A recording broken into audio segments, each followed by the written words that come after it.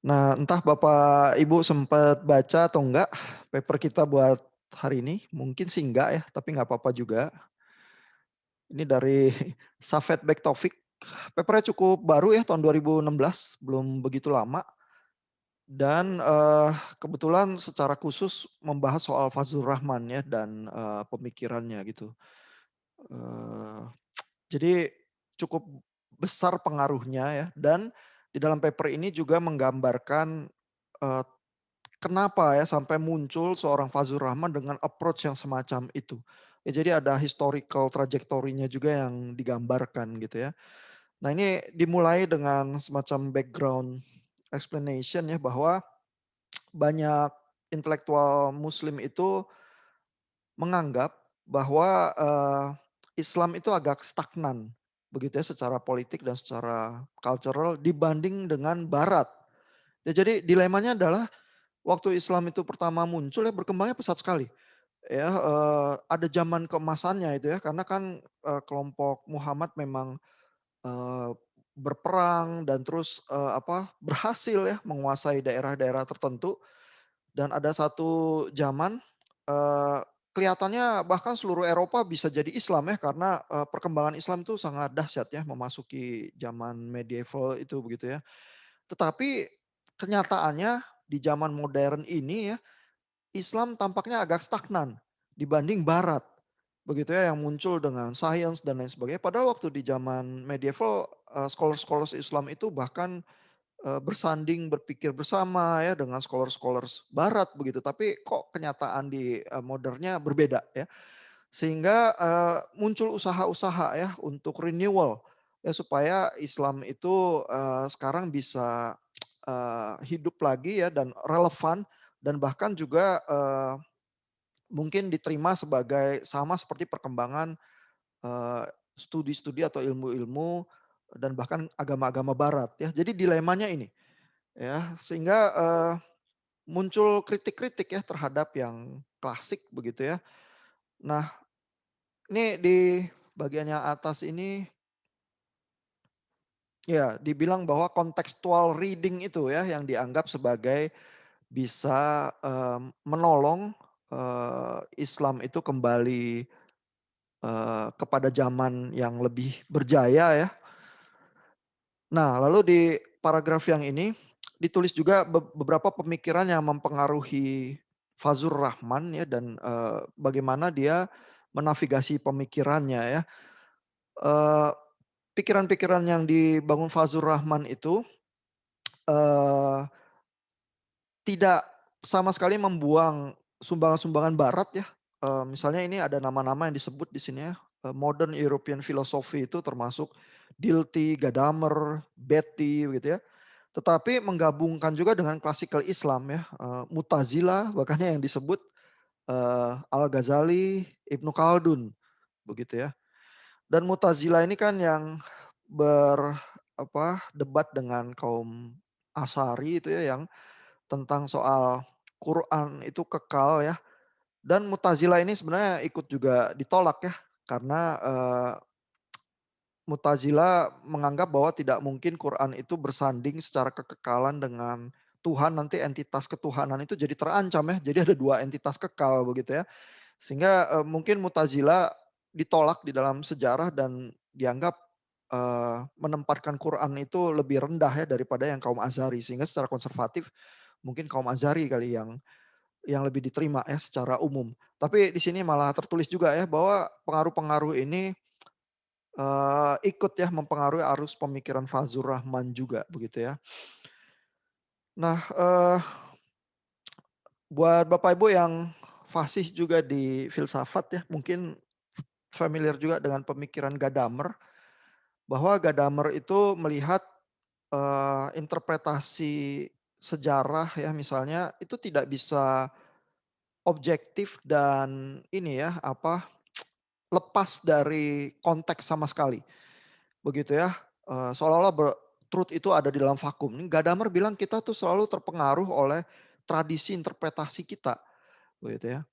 Nah ini Backtovid menggambarkan ya, walaupun metodologi Rahman itu similar ya terhadap, Gadamer ya in many respects ya.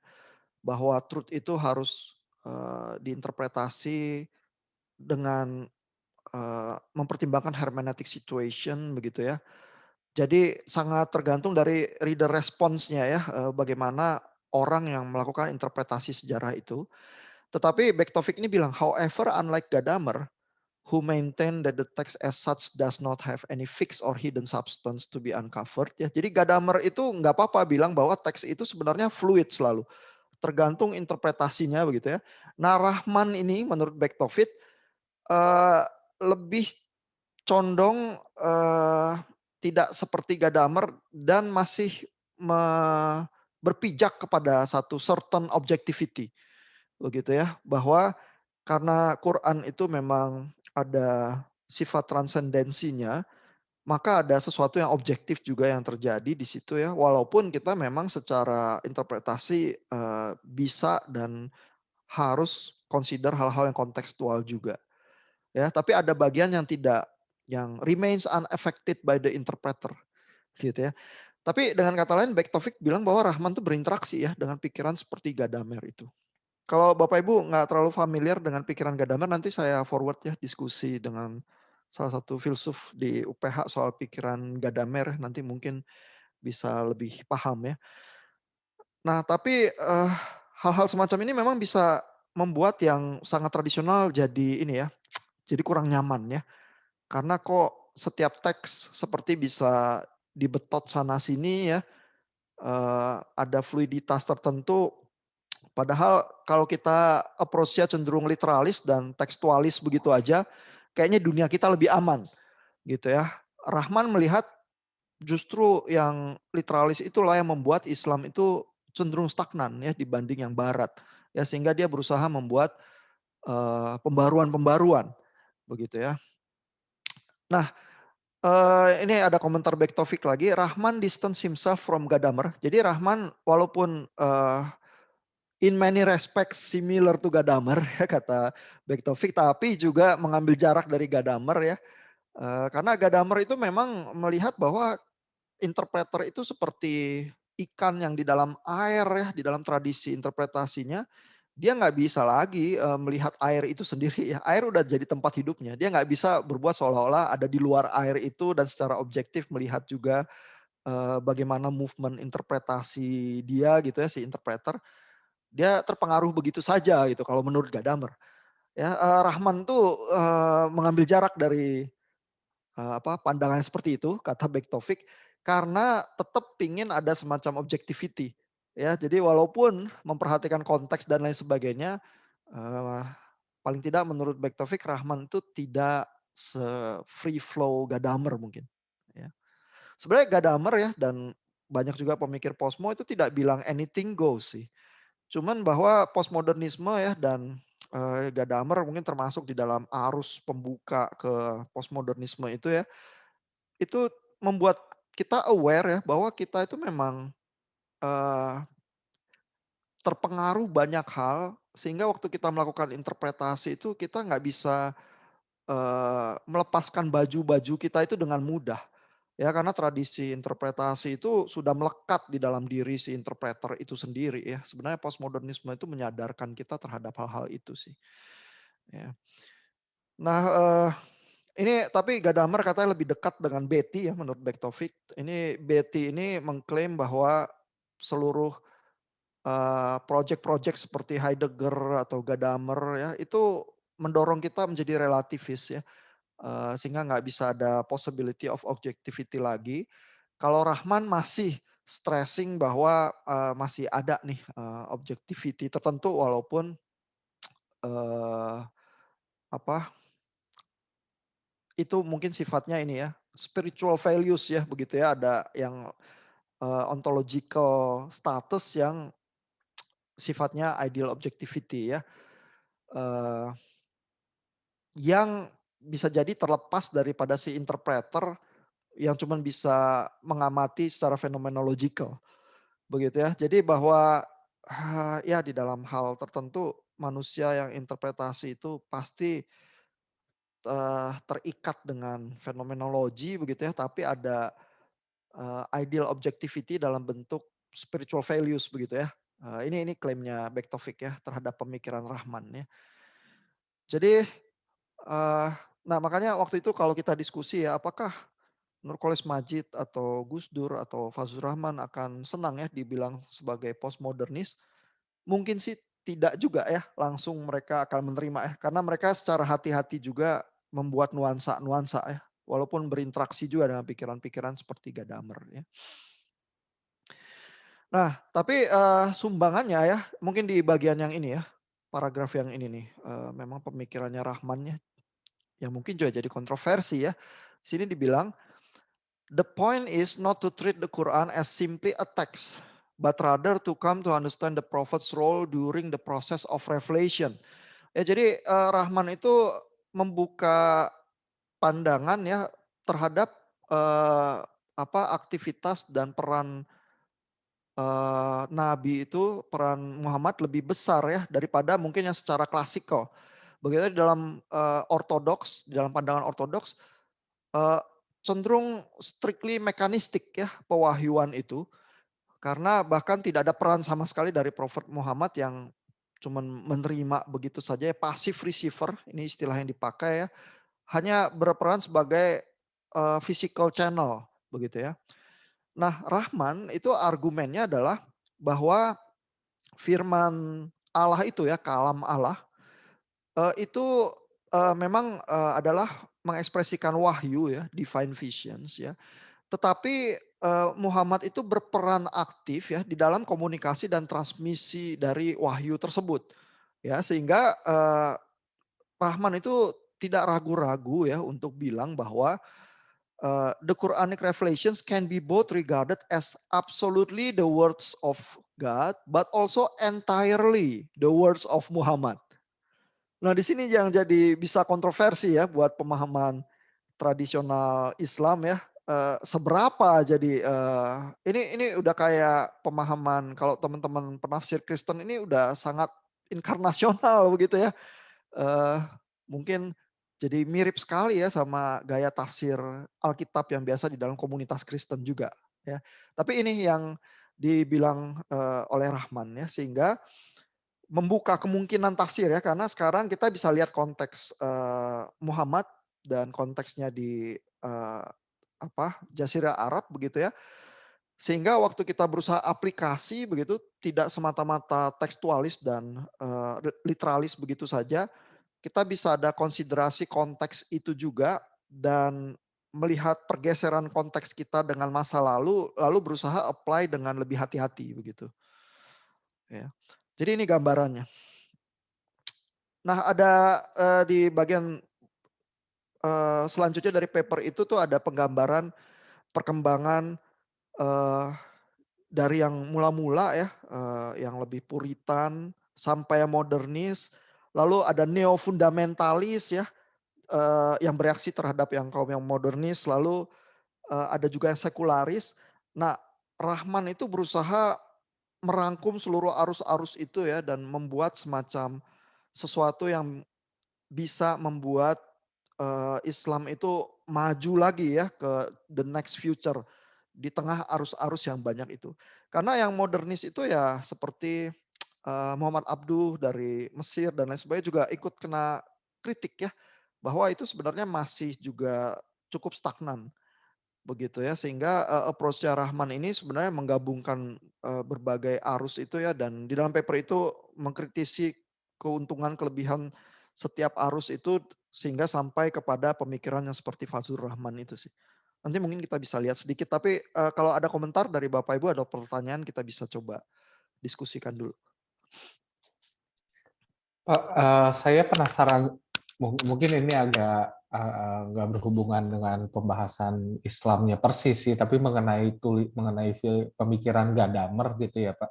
Mhm, Nah, saya sendiri belum pernah baca first source-nya sih, belum pernah baca Gadamer. Cuman beberapa lama yang lalu saya sempat baca buku mengenai ya, penulisnya Merold Westphal ya. Nah, mhm, dia mengutip Gadamer lah. Dan intinya sebenarnya menurut si Westphal ini tuh Gadamer tuh punya dua sistem ya. Yang sistem pertama tuh biasa disebut reproduction dan sistem keduanya disebut production gitu ya. Nah, mungkin kalau ini saya menangkapnya mah kalau reproduction tuh di mana kita mencoba menggali ulang original meaning-nya tuh apa gitu. Nah, itu tuh kita mereproduksi ulang yang autornya ngomong. Nah, sampai kita dapat makna, terus kita memproduksi lagi gitu, relevansi untuk kitanya gitu. Iya. Nah, jadi kayak ada original meaning dan ada aplikasi gitu ya. Cuman bedanya kalau mungkin buat Gadamer tuh aplikasi itu dimasukkan sebagai meaning, tapi tetap yang tahap keduanya tuh dikekang, dibatasin oleh tahap pertamanya yaitu original meaning juga sih gitu. Jadi kayaknya nggak sebebas itu juga ya, saya ngerasa. Nah, Gitu. coba lagi nanti baca Westphal lagi ya. Gadamer itu sebenarnya menolak reproduction. Ya, jadi buat Gadamer dia bilang rekonstruksi sejarah itu nggak mungkin. Ya, karena begitu kita coba meraba ya fakta itu, begitu ya. Terus kita buat apa yang kita pikir sebagai rekonstruksi ya, itu kita lagi produksi. Ya, karena kenyataannya faktanya itu yang terjadi seperti apa, mungkin kita udah nggak bisa in touch lagi, begitu ya, terhadap hal-hal itu. Cuman ada event-event itu yang terjadi di dalam sejarah. Terus begitu kita coba rangkum itu ya menjadi semacam narasi sejarah tertentu, kita lagi produksi. Itu interpretasi kita. Dan setiap kali kita sebenarnya melakukan produksi-produksi itu terus. Bukan rekonstruksi. Rekonstruksi itu nggak bisa kita jangkau. Gitu. Oke, oke, oke. Makanya Jadi makanya Gadamer tuh juga kontroversi juga ya buat yang masih proyeknya proyek modernitas ya. Yang seolah-olah kita ini di dalam vakum, truth itu bebas begitu ya. Kita tuh bisa keluar dari pengaruh-pengaruh terhadap diri kita gitu ya. Gadamer bilang nggak bisa gitu. jadi mungkin nggak ada gitu ya. Dia nggak advocate yang tahap reproduction-nya itu ya. Dia bilang nggak Mungkin bisa. Walaupun kita pikir kita tuh rekonstruksi ya, kita sebenarnya lagi produksi juga. Tapi ya nggak apa-apa, ya berarti kita produksi ya interpretasi-interpretasi itu ya, terus kita aplikasi gitu ya. Eee, Tinggal adalah kita aware atau enggak ya terhadap istilahnya dia adalah Wirkungsgeschichte ya, sejarah, pengaruh dia bilang ya, yang mempengaruhi cara pandang kita juga. Nah, kalau kita buta sama sekali begitu ya, nah kita rada naif gitu. Jadi kita seolah-olah kita tuh yang memang apa, sumber kebenarannya objektif itu kita punya gitu ya, padahal kita nggak pernah punya, kita selalu dalam sejarah pengaruh itu. Itu yang mengejutkan tuh dan itu muncul juga karena, proses apa, fenomenologinya Heidegger ya. Jadi Gadamer juga terpengaruh Heidegger gitu ya. Lalu, dia proyeknya adalah bagaimana sih tafsir itu sebenarnya. Ya lalu dia mengemukakan teorinya ini. Nah Rahman terpengaruh Gadamer, paling enggak menurut Beck Taufik ya. Tapi mengambil jarak juga dari sesuatu yang terlalu ini ya, kayaknya terlalu nggak ada standar sama sekali ya. Gadamer tuh nggak apa-apa. Karena Gadamer itu menerima bahwa di dalam, apa, proyek interpretasi kita, kita memang nggak bisa melepas baju kita dulu, seolah-olah kita lahir jadi bayi kosong terus melakukan interpretasi, itu nggak bisa gitu, ya. Nah tinggal, menurut Bapak Ibu gimana ya, seberapa mengganggu itu pikiran-pikiran Gadamer ya, dan rasanya sih kalau yang Pak Michael jelaskan tadi ya, itu dekat sama, apa, hal proyeknya Fazlur Rahman. Ya jadi dengan kata lain Pak Michael tampaknya rada setuju ya sama Fazlur Rahman. Karena double movement-nya Fazlur Rahman itu seperti itu ya. Reproduksi, lihat konteks, asli gitu ya. Terus lihat konteks sekarang, terus kita produksi gitu. Ya. Kalau Gadamer menolak reproduksinya, nggak bisa gitu ya. Kamu aja yang pikir kamu bisa rekonstruksi dari, masa lalu gitu ya, nggak bisa ya. Gadamer itu mungkin akan bilang ya, kita pikir kita lagi rekonstruksi pikiran Calvin ya dengan membaca ya Institutio gitu misalnya ya. Tapi cara baca kita itu ditentukan oleh latar belakang pikiran kita, ditentukan oleh gereja kita gitu ya. Kalau Calvin duduk di situ terus ditanya ya, "Apa begitu pikiran kamu?" Kemungkinan besar enggak gitu ya. Kita tuh lagi produksi juga sekarang ini gitu. gitu. Nah, saya ngerasa yang jadi kontroversialnya tuh karena mungkin mungkin yang jadi nggak nyamannya tuh karena tahap produksi itu dibilang diklasifikasikan sebagai makna juga gitu. Jadi seolah-olah kayak melegitimasikan bahwa pembaca tuh memberikan makna kepada teks gitu. Nah itu Iya. yang jadi hotnya tuh kayaknya itunya ya Pak ya. Iya, karena menurut Gadamer nggak ada kemungkinan lain. Kita itu makhluk-makhluk makna. Kita melakukan pemaknaan. Dan event atau fakta itu bukan makna. Event atau fakta itu selalu butuh interpretasi. Ya, memang Calvin nulisnya gitu, itu misalnya ya. Tapi apakah yang ditulis Calvin itu kita maknai sebagai double predestination gitu misalnya ya, ataukah Calvin punya bukti-bukti teks yang cukup kuat bahwa dia juga berpikiran double predestination atau apa gitu misalnya ya. Nah itu kita tuh yang memaknai lagi gitu ya, walaupun ada teksnya gitu ya. Apalagi kalau nggak ada teks ya, oral tradition gitu ya, kita bahkan nggak punya sandaran-sandaran. Jadi kita tuh sejarah pengaruh aja terus yang di dalam tradisi interpretasi kita gitu. Makanya Rahman juga di dalam paperback Taufik ini ya mengambil jarak dari hadits ya. Karena hadits itu juga yang dilihat Fazlur Rahman itu sebagai semacam safety yang dibuat di zaman medieval itu membuat hukum Islam itu syariah itu jadi stabil. Ya, tapi stabilitas artinya juga adalah fleksibilitas untuk adaptasi pada konteks yang baru jadi berkurang gitu ya. Dengan kata lain sekarang jadi stagnan ya, nggak bisa lagi mengikuti perkembangan barat gitu misalnya. Jadi Rahman itu adopsi ya teknik-teknik barat yang dianggap berguna begitu ya, tapi juga menggali dari tradisi Islam sendiri ya, pengaruh-pengaruhnya terus dia gabungin di dalam interpretasi dia gitu. Mhm. Nah, iya, saya rasa sih syoknya ini butuh waktu agak lama untuk di dicerna ya. Tapi, paling tidak kalau nanti coba nih baca Westphal lagi ya atau baca Gadamer langsung kalau misalnya nggak takut gitu ya. Terus coba mikir lagi. Nanti saya kirim diskusi Gadamer itu ke grup WA ya supaya bisa direnungkan. Coba kita lanjut lagi sedikit ya. Wah, waktu kita tinggal 15 menit.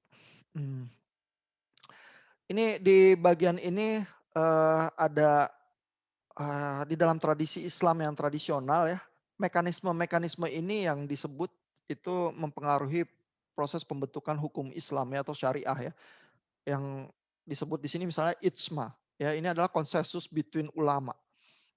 Jadi kalau, MUI mengeluarkan fatwa gitu ya tentang satu hal, nah itu sebenarnya seperti konsili. Ya, konsili gereja ya, sehingga ini mekanismenya ya. Lalu yang lain adalah analogi atau kias, begitu ya, prinsip-prinsip yang coba diturunkan secara analogi sehingga menghasilkan, apa, pemahaman tertentu untuk hukum Islam gitu ya. Nah, Rahman itu merasa yang ini itu, agak, apa, membatasi ya, sehingga berusaha keluar dari sini juga. Ya sehingga, Fazlur Rahman itu bergeraknya lebih baik Quran aja yang kita, jadikan source ya untuk melakukan interpretasi. Bahkan terhadap hadits juga ya, Rahman itu nggak menolak hadits, tapi lebih ke arah, hadits itu ya kita pakai secara hati-hati juga begitu ya, pelan-pelan ya. Jangan cuman hadits itu kita anggap sebagai dogmatika, begitu ya.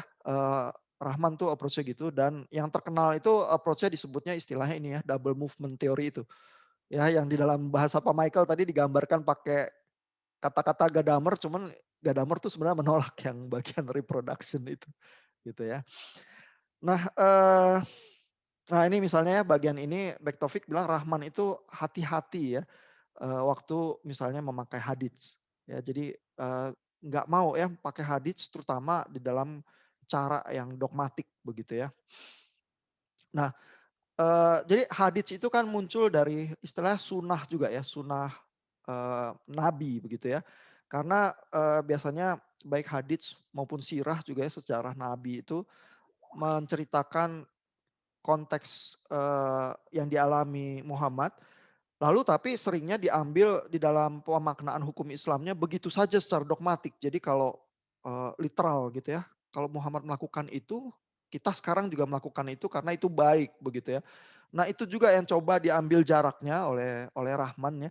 Dan caranya adalah Rahman tuh bilang ya, yang pada saat Muhammad itu melakukan sunnah itu ya di dalam konteksnya, mestinya sangat inspiratif.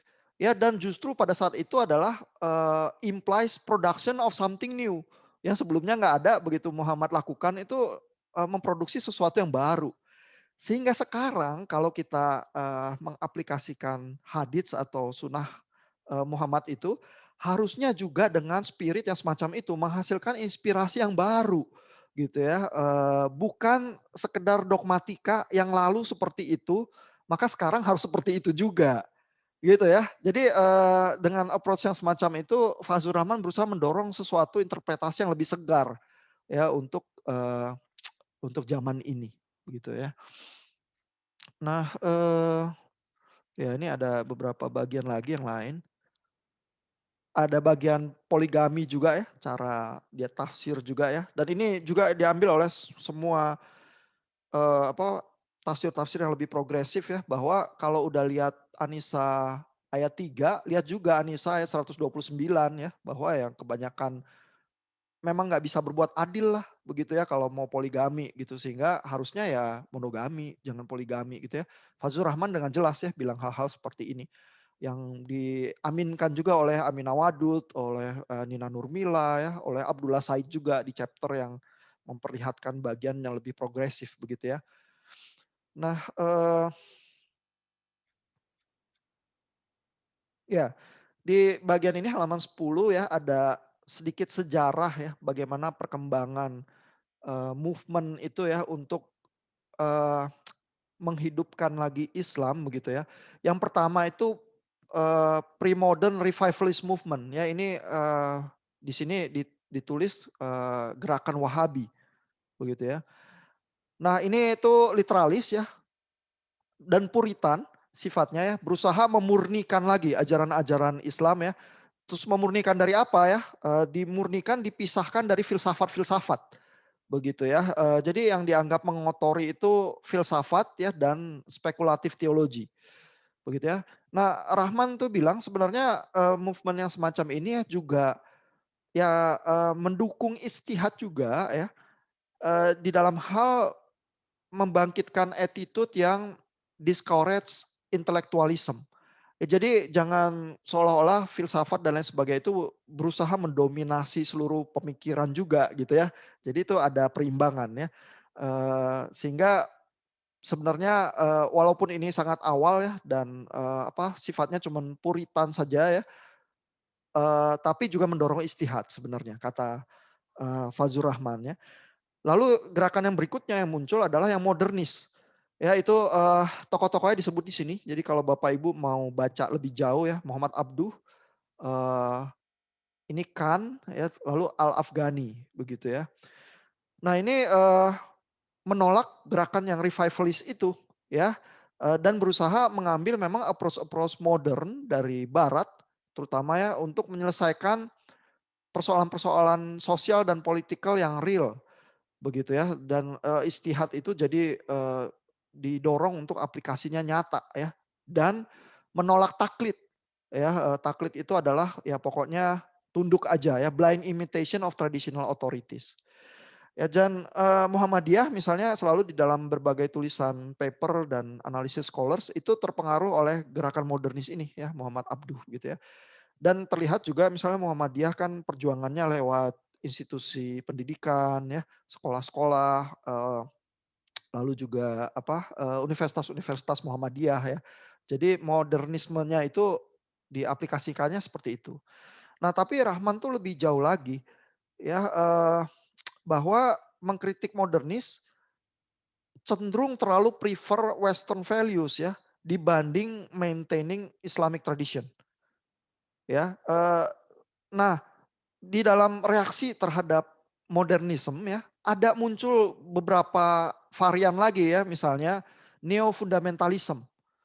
Ya jadi ini setelah modernisme berusaha tarik lagi ya ke arah yang lebih, klasikal begitu ya, dan tolak-tolakin lagi yang modernis begitu ya.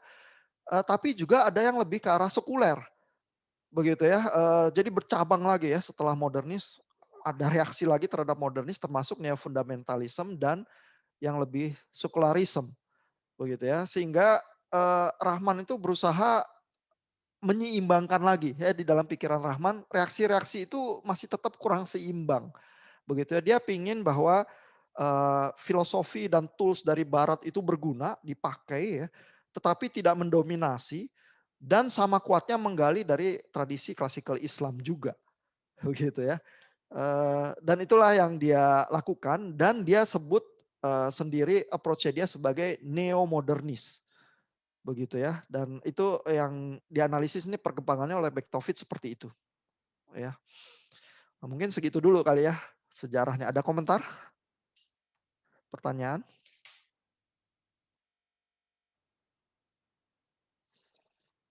Kayaknya Pak Michael bersemangat nih, dengan approach interpretasi seperti itu ya. Kalau Ya mengadop pas lagi baca-baca mengenai hermeneutik saja Pak. Gitu. oh, tesisnya nanti mau soal hermeneutik kah? Enggak. Jadi buku yang saya maksud tadi itu buku yang Five Views Biblical Hermeneutics ya. Oh, Nah, salah satunya tuh ada yang grammatical historical, ada yang narrative approach, terus ada yang distinctive reform yang Christocentric interpretation, terus ada si Merrill Westphal itu tadi. nah Merrill Westphal itu nulis untuk kolom yang mana approach-nya? Philosophical.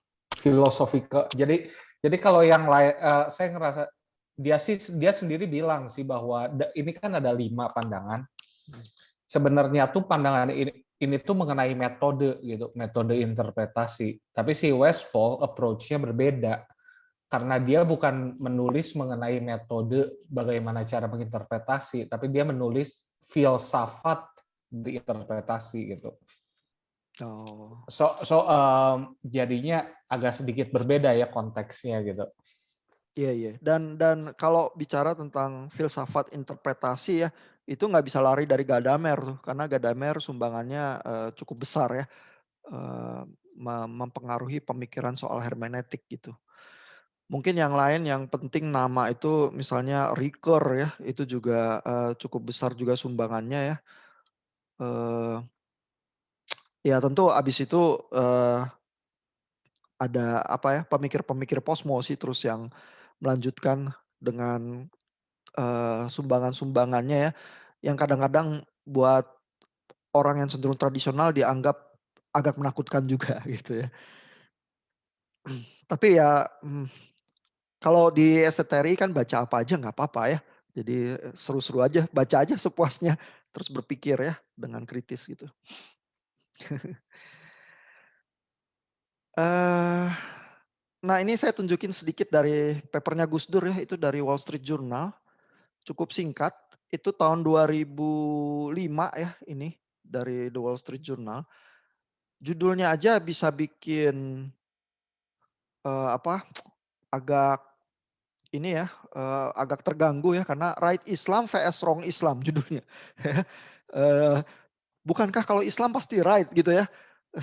Kan rata-rata mungkin tradisi apa, kelompok agama itu selalu begitu ya, bahkan mungkin kalau Bapak Ibu di STT Reform, terus kalau labelnya udah reform kan udah pasti bener gitu ya. Itu kalau baca judul seperti itu, seperti ada right reform and wrong reform gitu ya. Waduh apa maksudnya gitu ya, langsung terganggu ya kan. Nah tapi, inilah kehebatannya Gus Dur ya, dia mengakui ada problem semacam ini ya, dan yang dibahas di paper ini tuh soal, terorisme ya dan, ada kelompok-kelompok ya yang disebut di sini, begitu ya, yang dikelompokkan oleh Gus Dur sebagai fanatics ya, ini kata yang dipakai terang-terangan di paper ini ya. Dan, eee, ini disebut ya specifically Wahabi Salafi ideology, begitu ya, yang, di dalam skemanya Fazlur Rahman tadi disebutnya revivalist ya, yang di awal itu ya, gerakannya, ya. Nah lalu, apa, obatnya apa ya terhadap itu, ini yang ambil juga ayat Quran ini yang biasa dipahami sebagai memang untuk toleransi ya, for you your religion, for me my religion. Ya, that is the essence of tolerance gitu ya kata Gus Dur ya. Kalau kita sekarang mungkin lebih banyak, rahmatan lil alamin ya sebagai semacam visi, kehidupan yang pluralis ya. Tapi yang ini juga, cukup kuat ya dihayati di masyarakat, eee, bahkan Gus Dur tuh menulis The Essence of Tolerance begitu ya. Lalu kenapa ya bisa ada semacam, religious fanatics ya, menurut estimasinya Gus Dur ya adalah, eee, ketika Islam itu diselewengkan ya menjadi dogma intolerance ya, hatred and bloodshed ya. Caranya adalah dengan slogan bahwa Islam is above everything else. Ya jadi meninggikan agama seolah-olah lebih tinggi dari segala sesuatu ya, itu kadang-kadang menjadi slogan yang dipakai kaum fundamentalis gitu. Nah jadi, itu menurut saya satu analisis yang tidak mudah ya. Bahkan di kelompok agama manapun juga begitu ya. Jadi di kelompok kekristenan juga kita kan senang ya kalau, agama atau interpretasi tertentu yang kita anggap dari kelompok kita itu dianggap lebih tinggi ya dari segala sesuatu, lebih tinggi dari sains, lebih tinggi dari filsafat ya, theology is the queen of science gitu ya, dan kata-kata itu juga yang menghancurkan Galileo ya di zamannya begitu ya. Jadi, bagaimana ya mengembangkan satu kerendahan hati ya, karena kehidupan keagamaan itu salah satu virtue-nya adalah, kerendahan hati itu sendiri ya, epistemic humility begitu ya.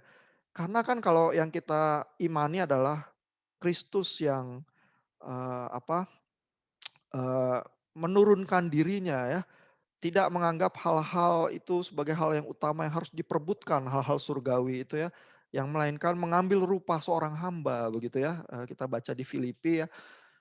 Maka mungkin penghayatan keagamaan kita harus bisa juga ya, menghidupi hal-hal itu gitu. Nah itu jadi susah, karena secara umum hal-hal yang meninggikan kelompok dan agama kita itu kita seneng. Ya, padahal itu juga tuh resepnya terhadap banyak kelompok fundamentalis pakai slogan semacam itu. Ya dan, misalnya Hitler juga di Jerman kan selalu yang digaungkan adalah Deutschland über alles ya, sama itu, Jerman di atas segala sesuatu ya. Ya sehingga orang Jerman seneng gitu ya, suruh bantai etnik lain ya nggak apa-apa, kita di atas segala sesuatu kok ya, so what mereka sampah. Ya, mereka itu parasit yang merusak Jerman, memang sudah saatnya untuk dimusnahkan. Begitu loh pola pikirnya itu kalau kita masuk ke dalam gerakan-gerakan pemurnian. Gitu ya, jadi gerakan pemurnian itu sering berkamuflase ya sedemikian rupa sehingga itu justru yang mendorong kepada kematian agama-agama gitu ya. Nah, di situ letak kesulitannya gitu ya dan Gus Dur itu dengan sangat tajam ya melihat hal-hal itu terus berusaha menulis 5 halaman itu di Wall Street Journal itu. Ya. Ini waktu kita habis sih, tapi, nanti kalau senggang Bapak Ibu mau menikmati lagi ya tulisan Gus Dur itu, diambil dari haiku silakan ya. Ada komentar, pertanyaan sebelum kita berpisah? Mungkin komentar sedikit ya Pak. Iya Pak. Jadi dari diskusi terakhir itu saya nangkepnya tuh jadi agama itu Hmm. sebetulnya perlu punya setingkat bukan fleksibilitas ya, tadi tingkat kecairan tertentu ya. Jadi di satu sisi itu bisa mengkohesikan gitu ya, jadi kayak mengkohesikan satu komunitas, tapi di sisi lain tuh nggak terlalu eksklusif gitu, jadi tetap masih bisa membuka interaksi dengan komunitas-komunitas lain gitu. Nah, jadi ketegangannya saya rasa mungkin di situ ya, apalagi di dalam realitas sekarang itu kita tuh semakin nggak bisa tuh terisolir satu komunitas dengan komunitas lain. Betul. Dari sisi, pergulatan komunitas memang begitu tuh. Dan komunitas itu terdiri dari individu-individu yang, mungkin trajektori perkembangan spiritualitasnya berbeda ya. Dan kalau James Fowler itu benar ya, orang-orang yang di sintetik konvensional itu ikut arus kelompok aja tuh. Dia mau menunjukkan semacam fluiditas kecairan yang sulit itu ya nggak bisa. Karena yang penting ya pemimpin agamanya bilang apa, begitu ya. Terus dorongan keras di arus di komunitasnya bilang apa, dia akan ikut aja di situ. Itu yang bikin berantem kan biasanya kan. Sehingga yang dibutuhkan mungkin individu-individu tuh yang sudah sampai individuatif reflektif ya, yang kalau pemimpin agamanya even bilang apa, dia tetap bisa analytical ya, tetap bisa bilang, walaupun kelompok saya semua bilang itu, saya bisa beda sendiri, karena saya bergulat sendiri ya dengan pemahaman ketuhanan begitu ya. Nah itu udah di individuatif reflektif tuh, tapi kalau kebanyakan orang ternyata nggak sampai level itu ya, ya memang kita akan menghadapi dilema ini terus-menerus ya. Dan tentu yang lebih tinggi lagi adalah yang konjungtif ya, tapi nggak ada kali orang yang sampai ke situ gitu misalnya gitu ya. Terus kita gimana gitu ya menghidupi kefanaan, religiositas kita, tapi kita juga mau ikut Tuhan sungguh-sungguh, ya di situ perjuangannya sih. Sehingga, bacaan-bacaan teologi ya, interpretasi-interpretasi itu ya, kalau Bapak Ibu jadi teolog itu jadi penting ya. Bagaimana menjelaskan satu fenomena yang sangat kompleks itu ya, sehingga umat itu bisa punya visi dan bayangan yang merambah spiritualitas yang lebih tinggi gitu. Bukan cuma sekedar bahwa kelompok kita itu lebih superior atau lebih dominan dari yang lain ya.